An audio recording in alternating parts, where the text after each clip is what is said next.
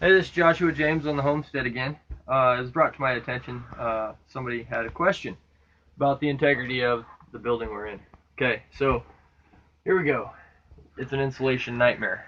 Everything has been piece parted together. If you look into the corner there, you can see light coming in. All the way around, you can see this line of insulation. On the outside, there are no boards holding that in. It is just simply resting on top of the wall. Over here, it's going to be really difficult to fix because whoever originally built this place did not build the beams square. So over here in this corner, it is flush with the wall. And as you come out, gradually, it creeps away from the wall. So over here, we've got about 6 inches from this beam to the wall itself.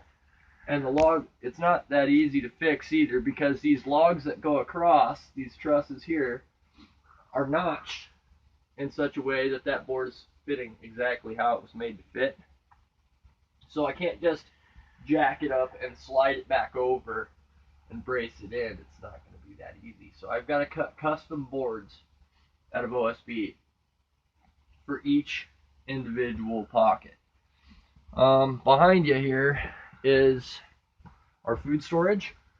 If you can see up there, there's a hole going straight outside. Now there is a roof that is keeping the weather out. However, the wind comes straight through there. That's why we got this blanket up. I don't have the OSB to patch these holes. Also, above there, like this is an addition to the original cabin that I'm fixing because it was in the best shape. That is where the roof, or our attic, meets the roof of the original structure. That needs to be filled with insulation. Over here, I put this door in. It was a big open hole where somebody had spray foamed a sliding glass door half, not even the whole door, just half of the sliding glass door was right here. If you look here, there's light all the way around because it's not made for a door frame.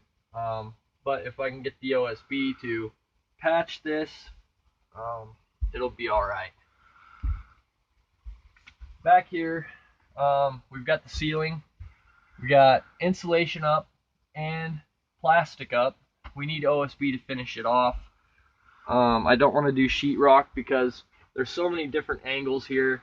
It's a lot easier to handle wood in my particular case. I'm not very good with sheetrock, so wood would be the best way to go. In here, as you can see, this is why we need to do it. The plastic keeps falling down. You can see a big hole there. Like I said, this is where the roof meets our attic. So the attic extends to this point. I had to rip out some boards that were rotten here. I need to replace them, 2x4s and such. But the integrity is pretty good here. I just need to put more 2x4s, more insulation, more OSB. On the other side of this wall here with this tapestry is just simply this piece of OSB and this door. Okay, it's probably a little dark, you can't see, but there's one sheet of OSB and a door that doesn't fit a jamb back there, and that is a wall. I need to put OSB on the other side, replace the door with a sheet of OSB, and then I need to insulate in between. The wall behind the mirror on the right side, below the hole, is also one sheet of OSB. And, on the other side of that wall anyway, one sheet of OSB I need to put there, because one sheet of OSB doesn't hold the weather very well.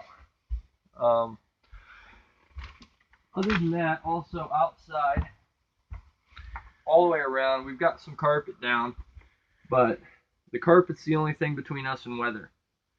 You can see through all the cracks in the floors without the carpet, and there is no skirting around the building.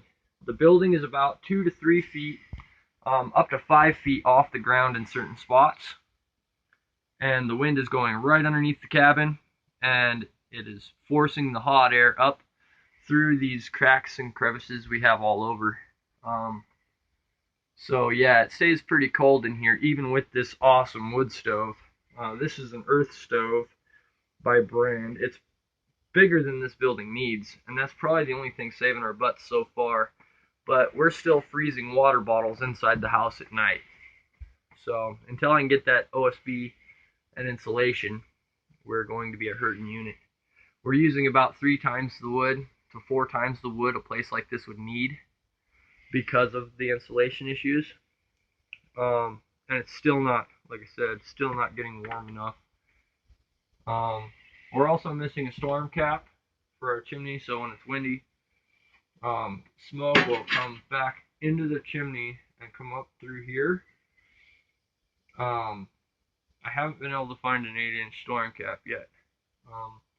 Up here on our triple wall insulation that goes through the wall on this pipe, I just took some, well, it's like tin tape. I'm not sure exactly what it is. I think it's aluminum or tin foil, but it's sticky like tape. And there's a cap that's originally made for this triple wall here.